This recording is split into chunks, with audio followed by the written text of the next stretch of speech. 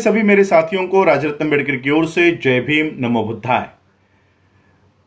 The बुद्धायनीज धम्मा के पहले भाग में, पहले एपिसोड में आप सभी लोगों का स्वागत है। इस एपिसोड को शुरुआत करने से पहले आज रमजान महीने की शुरुआत हो रही है, तो विश्व के सभी मेरे साथियों को रमजान महीने की बहुत बहुत ढेर सारी आप सभी लोगों को मंगल कामना। द बुद्धायनीज धम्मा की ओर हम लोग मुड़ते हैं। द बुद्धायनीज धम्मा के परिचय को शुरुआत करने से पहले मैं एक बात आप सभी लोगों को स्पष्ट करना चाहता हूं। द बुद्धायनीज धम्मा डॉक्टर बाबा साहब अम्बेडकर जी ने जो ग्रंथ लिखा, इस ग्रंथ को लिखने के लिए बाबा साहब अम्बेडकर जी ने 5.5 साल बाबा साहब अम्बेडकर जी ने इस ग्रंथ को निर्माण करने के लिए लगाया। बाबा साहब अम्बेडकर जी ने पाली के त्रिपिटक को, बाबा साहब अम्बेडकर जी ने गहरा अध्ययन इस त्रिपिटक का किया। बाबा साहब अम्बेडकर जी ने 21 साल तक सभी धर्मों का तुलनात्मक अभ्यास, बाबा साहब अम्बेडकर जी ने सभी धर्मों का तुलनात्मक अभ्यास किया और निष्कर्ष में बाबा साहब अम्बेडकर जी ने द बुद्धायनीज धम्मा ये ग्रंथ हमारे सामने रखा। दिक्कत यह है कि बाबा साहब अम्बेडकर जी ने द बुद्धायनीज धम्मा ये ग्रंथ हमारे सामने 1957 में बाबा साहब अम्बेडकर जी का ये ग्रंथ प्रसिद्ध हुआ। बाबा साहब अम्बेडकर जी का महापरिनिर्वाण ये 6 दिसंबर 1956 को हुआ। 5 दिसंबर के रात के 2 बजे तक डॉक्टर बाबा साहब अम्बेडकर इस द बुद्धायनीज धम्मा की प्रस्तावना बाबा साहब अम्बेडकर लिख रहे थे। बाबा साहब अम्बेडकर जी के जीवन का सबसे महत्वपूर्ण ग्रंथ अगर कोई है तो वो है द बुद्धायनीज धम्मा। इस ग्रंथ को बनाने के लिए, लिखने के लिए, निर्माण करने के लिए बाबा साहब ने कई सारी बुद्धिज्म के ऊपर की ग्रंथों का अध्ययन किया और बाबा साहब ने ये बुद्धायनीज धम्मा हमारे सामने रखा है। बुद्धायनीज धम्मा ये हमारे सामने कैसे आया, उसकी एक बात, बाबा साहब अम्बेडकर जी की एक बात आप लोगों को बताना चाहता हूं। जब बाबा साहब अम्बेडकर बुद्ध के चरित्र के ऊपर लिखने के लिए बैठे, तब बाबा साहब अम्बेडकर जी ने त्रिपिटक, ये जो बुद्ध की ग्रंथ है, निकाय है, ये पढ़ना शुरू किया। जब बाबा साहब ने त्रिपिटक को पढ़ना शुरू किया तो बाबा साहब अम्बेडकर अपने सर पर हाथ रख के बैठ गए और उन्होंने देखा कि ये सारा क्या है। ये सब ब्राह्मणवाद ये सारा त्रिपिटक में घुसा दिया है, अवतारवाद घुसा दिया है। बुद्ध एक जगह से प्रकट निकलते हैं, दूसरी जगह पे प्रकट होते हैं, अपने मरे हुए माँ को जाके पुनर्जन्म, उस जन्म में जाके दीक्षा देते हैं। ये सारा कर्मकांड जो त्रिपिटक में घुसा दिया था वो बाबा साहब ने पढ़ा। बाबा साहब सोचने लग गए कि बुद्ध ने जिस कर्मकांड के खिलाफ, जिस ब्राह्मणवाद के खिलाफ अपने पूरे जीवन का संघर्ष किया, उसी कर्मकांड को बुद्ध के जीवन में घुसा दिया गया है।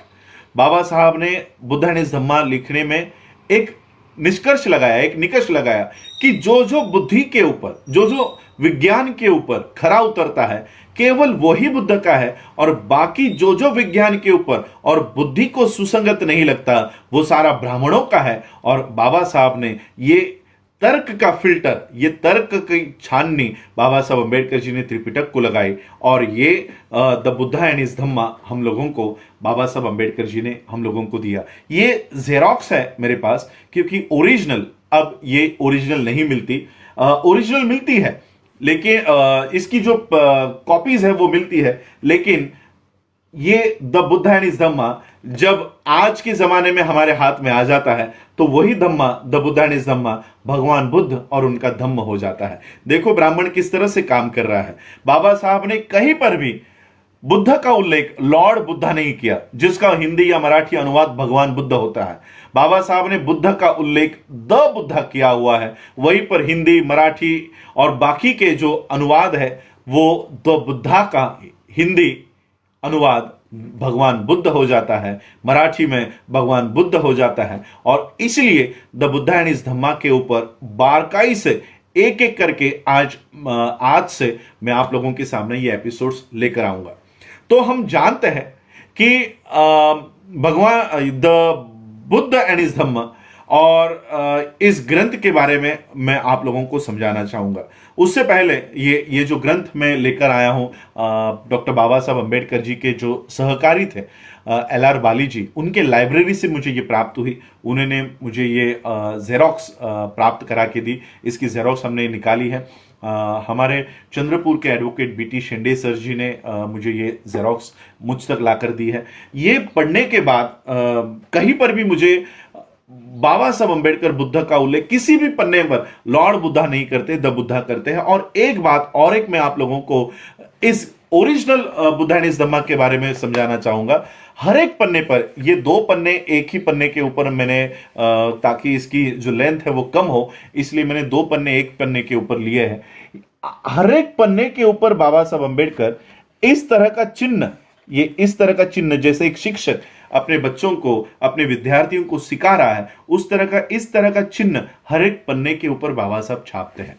और ये बुद्धा एंड हिज धम्मा आज मेरे पास तो सिर्फ एक प्रति है, लेकिन कुछ महीनों के बाद जैसे ये लॉकडाउन खत्म होता है, इसकी 1000 कॉपीज हम लोग फिर से छापेंगे और लोगों को ओरिजिनल स्वरूप में जो बाबा साहब ने बुद्धा एंड हिज धम्मा दिया है, ये फिर से लोगों के सामने लेकर आएंगे। इस तरह की जो किताबें हैं जो बुद्ध को भगवान बताने का काम करते हैं, इस तरह की जो किताबें हैं, ये हिंदी किताब है, ये मराठी किताब है और ये ओरिजिनल किताब है। मैं एट ए टाइम तीनों कॉपीज पढ़ रहा हूं ताकि ये पता कर सकूं कि मराठी और हिंदी में अनुवाद करते समय किन किन चीजों को बदला गया है, किस तरह से षड्यंत्र किया गया है। और काफी षड्यंत्र ये प्रकाशनों के माध्यम से हमारे सामने किया गया है।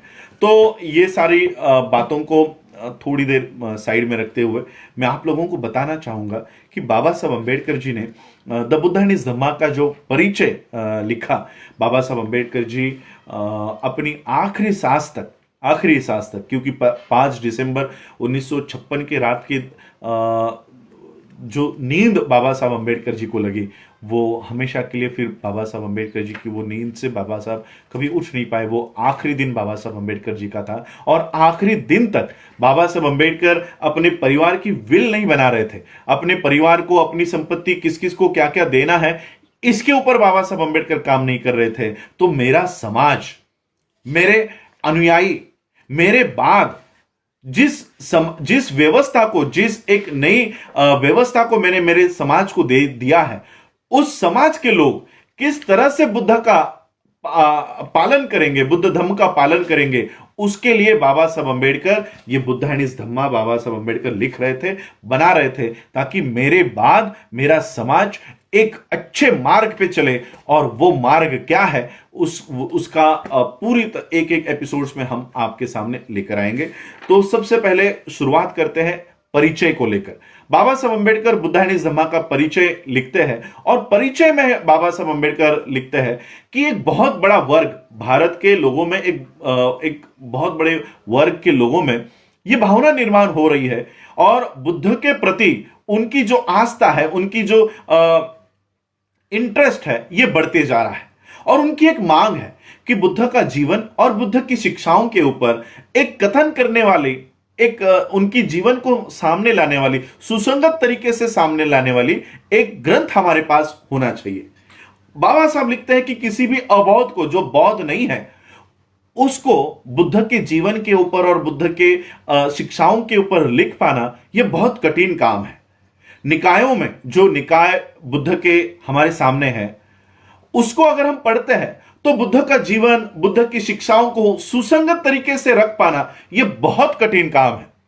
बाबा साहब अम्बेडकर आगे चल के लिखते हैं, उसी परिचय में, इंट्रोडक्शन में लिखते हैं कि संसार में जितने भी धर्म हैं, उन धर्मों के संस्थापकों में बुद्ध का धम्म ही ऐसा है और बुद्ध ही एक में ऐसे व्यक्ति है कि जिनके जीवन को और जिनकी शिक्षाओं को आसान तरीके से रख पाना यह बहुत बड़ी समस्या है। बाबा साहब अम्बेडकर दूसरी तरफ विश्व के सभी लोगों को, बौद्धों को इन समस्याओं के ऊपर चर्चा करने के लिए प्रेरित करते हैं कि क्या यह हमारा कर्तव्य नहीं है कि इन समस्याओं को दूर किया जाए, इन समस्याओं के ऊपर चर्चा की जाए। और वो समस्या क्या है, यह Baba Saheb Ambedkar the Buddha and his Dhamma के इस ग्रंथ में विश्व के लोगों के सामने लेकर आते हैं। यह जो बुद्धा एंड हिज धम्मा है, ये कोई ब्राह्मणों जैसा पठन करने वाला ग्रंथ नहीं है। ये उन 4 समस्याओं के ऊपर बात करने वाला ये ग्रंथ बाबा साहब अंबेडकर जी ने विश्व के लोगों के सामने दिया। बाबा साहब अंबेडकर खुद इस समस्याओं की शुरुआत करते हैं, लोगों के सामने रखते हैं, ताकि लोग अपना जो इनपुट है, अपनी जो विचार है, इन समस्याओं के ऊपर दे सके। पहली समस्या बाबा साहब रखते हैं कि पहली समस्या बुद्ध के बारे में यह है कि उनके प्रवर्जा लेने में जो बातें बताई गई है, सबसे पहली समस्या तो यह है, बुद्ध ने जो प्रवर्जा ली है वो कहा जाता है, पारंपरिक उत्तर है कि बुद्ध ने एक बूढ़े व्यक्ति को देखा, एक रोगी को देखा और एक मृतक की लाश को देखा, और यह सब देखने के बाद उन्होंने प्रवर्जा धारण की। बाबा साहब कहते हैं कि यह कैसे मुमकिन है कि 29 साल के आयु में सिद्धार्थ ने कभी भी यह दृश्य नहीं देखा होगा। बाबा साहब कहते हैं मैं यह मानने के लिए तैयार नहीं हूं। यह बुद्ध के जीवन की एक सबसे पहली समस्या है, जिसका उत्तर बाबा साहब अंबेडकर जी ने इस ग्रंथ में दिया है। क्या वाकई में बुद्ध ने इसलिए सिद्धार्थ ने प्रवर्जा इसलिए धारण की क्योंकि उन्होंने ये दृश्य देखे थे? दूसरी समस्या है 4 आर्य सत्यों के बारे में। क्या ये 4 आर्य सत्य बुद्धिज्म में बाद में किसी ने घुसा दी गई है? क्या ये सही में बुद्ध के मूल शिक्षाओं का भाग है? 4 आर्य सत्य कहते हैं कि जीवन ये पूरी तरह से दुख है, मरण भी दुख है, और इस दुख से आप बाहर नहीं आ सकते। बाबा साहब कहते हैं कि इस तरह का धम्म अगर हम लोगों के सामने लेकर जाते हैं तो कोई भी इस धम्म की ओर नहीं मुड़ेगा। अगर जीवन ही दुख है, मरण भी दुख है, तो गौतम बुद्ध भी क्या कर सकता है, बौद्ध धम्म भी क्या कर सकता है हमको इस दुख से बाहर निकालने के लिए? इसलिए बाबा साहब कहते हैं कि क्या यह बुद्ध के मूल शिक्षाओं का भाग है या बाद में किसी ने बुद्धिज्म में इसको घुसा दिया है? तीसरी समस्या बाबा साहब लोगों के सामने रखते हैं, क्या बुद्ध ने सही में पुनर्जन्म और कर्म के ऊपर बात रखी है? क्या उन सिद्धांतों को माना है? एक तरफ बुद्ध आत्मा का इनकार करते हैं कि आत्मा नाम की कोई चीज पूरे विश्व में इस पृथ्वी पर नहीं है, उसी दूसरी तरफ बुद्ध यह कबूल करते हैं कि पुनर्जन्म और कर्म का सिद्धांत उन्होंने ये माना है। बाबा साहब कहते हैं कि ये कर्म और पुनर्जन्म का सिद्धांत क्या वही सिद्धांत है जो ब्राह्मणों का सिद्धांत है?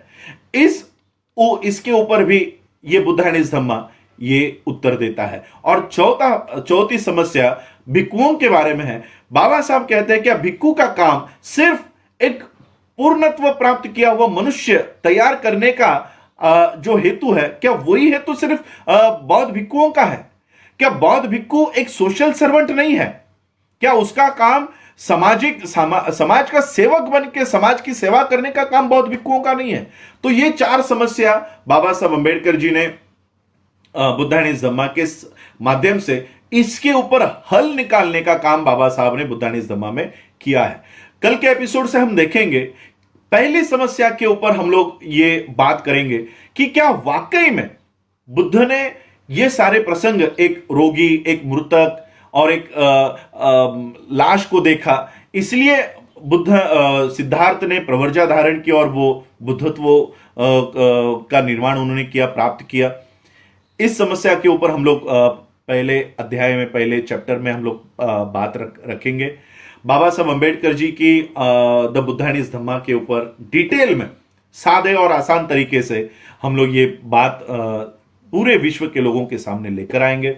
जिस तरह से आप लोगों ने द अनटोल्ड अंबेडकर के भागों को सराहा, ज्यादा से ज्यादा लोगों तक आप लेकर गए, मैं चाहता हूं कि बाबा साहब अंबेडकर जी के जीवन का सबसे महत्वपूर्ण अंग बौद्ध धम्म को एक आसान और सरल तरीके के माध्यम से लोगों के सामने आप लोग मेरे इस एपिसोड्स के माध्यम से आप लोग लेकर जाए। मैं भी चाहता हूं कि इसके ऊपर लोगों में चर्चा शुरू हो और बुद्धिज्म का जो मूल हेतु बाबा साहब ने सामने लेकर आया है। बाबा साहब नहीं चाहते थे, बाबा साहब ने एक चैप्टर में, the Buddha and his Dhamma के एक चैप्टर में, कई सारे भिक्षु कहते हैं कि बाबा साहब ने विपश्यना का समर्थन किया है, लेकिन मैं आपको जैसे जैसे हम लोग इस चैप्टर्स में आगे बढ़ते जाएंगे, वहीं पर मैं आपको बताऊंगा बाबा साहब ने विपश्यना का भी विरोध इस बुद्धानी धम्मा में किया हुआ है। क्या बुद्ध का धम्म सिर्फ आंखें बंद करके विपश्यना करने पर और ध्यान साधना देने पर जोर देता है, या कोई सामाजिक संदेश भी बुद्ध ने दिया है?